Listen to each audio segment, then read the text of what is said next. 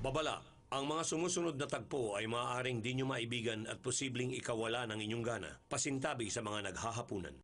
Dito sa Pilipinas, tinatayang mahigit 4 na milyon ang walang trabaho. At sa hirap ng buhay ngayon, magiging choosy ka pa ba? Kaya narito ang mga trabahong pwedeng-pwede mong pasukin. Mga dirty jobs na hindi lang basta dirty. Mga trabaho na nangangailangan ng lakas ng katawan, tibay ng loob, at syempre, tibay din ng sikmura. Dito sa Calauan, Laguna, aming binisita ang isang dairy farm kung saan mga baka ang bida. Kaya mga kapuso, let's meet the cows and our veterinarian si Doc Des. Hi, I'm Doc Tess, a veterinarian, and this is my dirty job. Para malaman nyo kung gaano kasela ng trabaho ni Doc Tess, ipapakita niya ang proseso ng artificial insemination ng baka at kung ano-ano pa. Yung mga baka kailangan secured na maayos para hindi sila gagalaw. For their own safety rin, para hindi sila masasaktan. So medyo magwawala yung baka kasi ini-invade natin yung privacy niya. Anyway, ang tinitingnan ko talaga doon is kung open ba yung cervix niya. Pag in-heat ang mga lady baka, ang mga nakukolektang similya mula sa mga lalaking cows o bulls ay i-inject at oobserbahan ng 1 buwan kung ito ay magbubuntis. Eto na! Kayanin nyo kaya? Una, isuot ang gloves. Lagyan ng lubricant. Ipasok ng dahan-dahan ang mga daliri sa puwet ng baka. Pag komportable ka na at ang baka, ay maaari mo nang ipasok ang buong braso. Pagpasok ng kamay at braso ni Doc Tess ay sumambulat kaagad ang sariwa at masangsang na amoy na dumi ng baka. Paulit-ulit ito hanggang matanggal ang dumi nito. Hindi pumasok talaga sa isip ko na isa siyang dirty job. Although yung nakita nyo kanina, yung palpation and then yung ultrasound na humahawak ng mga tae, protected naman ako. Isa pa, part lang siya nung job ko as a veterinarian. Kung sa tingin nyo ay hindi nyo kinaya ang trabaho ni Doc Tess, kayanin nyo kaya ang dirty job number 2? Narito na ang ating kaibigang MetroAid. Ako si Marcial Araba, isang MetroAid. This is my dirty job. Kung inakala nyo na ang trabaho nila ay tagalinis at tagawalis lamang ng mga kalye, nagkakamali kayo dahil di lang sila pangkalsada, pang portalets pa. Dito walang takot na pinasok ni Mang Mar ang portalets na umaalingasaw sa baho at panghi. At syempre, hindi buo ang araw ni Mang Mar kung hindi puno ang toilet bowl ng kanyang paboritong alam nyo na. Kung sa madumi, talagang madumi, may mga pupo, ililinisin mo. Kuskus dito, kuskus doon. Is-is dito at buhos doon. Ito ang palaging eksena ni Mang Mar gamit ang kamay at ang mga sandata laban sa mga dumi at sangsang na amoy ng portalets. Kung kailangan para tumagal ka sa trabaho, yun lang, mahalin mo ang trabaho mo at dapat alam mo ang tungkulin mo doon sa obligasyon mo sa bayan. Unang-una, buwis nga ang sinisildo namin eh. Kaya ang sikreto, mahalin mo ang trabaho mo. Maraming salamat sa mga portalets at syempre maraming salamat din kay Mang Mar. At ngayon, atin namang bigyang pugay ang dirty job ng ating mga kaminero.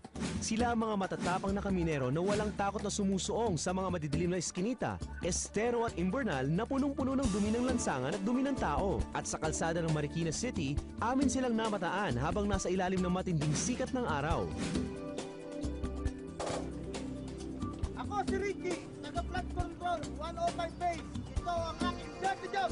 At dito, aming nasaksihan ang hirap at baho ng trabaho ng mga kaminero. Talagang mahawakan mo minsan mga tae, patay na aso, patay na puta. Talagang mandidiri ka. Kasi minsan inuurod ka. Kailangan mong hawakan para lang maalis yung barak. Araw-araw sila ay nakabilad sa init ng araw gamit ang mga naglalakihang truck at kung ano na pa mga kagamitan. Ngunit kadalasan, sila ay nasa mabahong imbornal upang sipsipin ang lahat ng mga nagbabaho ang latak at katas sa loob nito. At kung mamalasin pa, Minsan tumatapos namin yung tubig kanal. Mayroon pang ibak. Nililigo kami ng tubig kanal araw-araw pag sumasabog ang aming tangkig. parang wala nang ang katapusan ng hirap ng kanilang trabaho. Ngunit ito'y walang tigil nilang ginagampanan, masiguro lamang na tayo may maayos sa drainage system. Ito naman ang dirty job na bawal ang duwag at kailangan ng tibay ng sikmura. Ito na ang dirty job number 4. Ako, Marman Lupig, isang pest control professional. And this is my dirty job. Sila Manlupig, 5 taon nang nagtatrabaho bilang isang pest control specialist. Mortal na kalaban ng mga peste.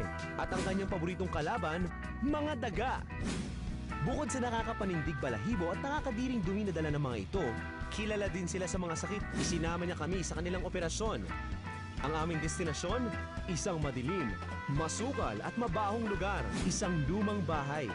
So, ito yung number 1 na pwede maging source ng daga. Ayon kay Manlupig, perfect ang location. Ito, na naglalagay na kami ng baits, lason para sa daga.